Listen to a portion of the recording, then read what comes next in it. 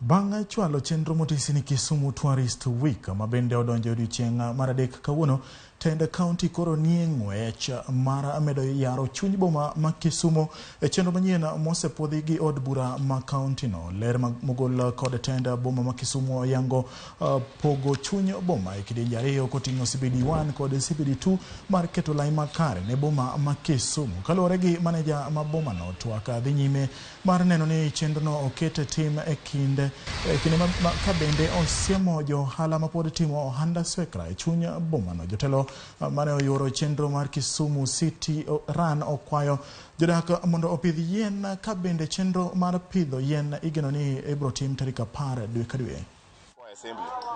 Wan gi CBD1 en kama wantieni Ogengo Dinga Street, Angawa Road kod Uhuru Highway.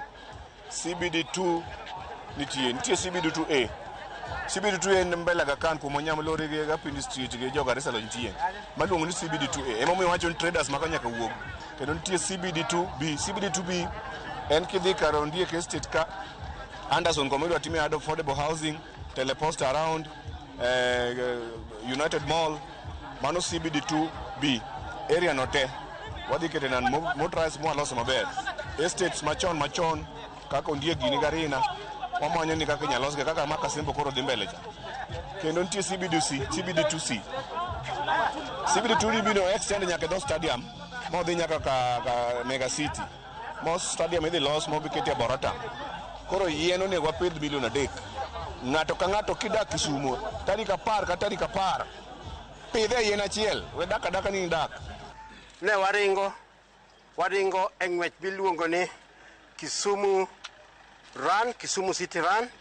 Kisumu City Run en ng'wech molosi ne jogo maparo maber kuom alwora marwa, maparo maber ni ngima ma mbele odhi maber, mondo yembe maringo maricho kodhe machwe gi pe maketho giwa kik bedi mbele kanyo. Jatije mar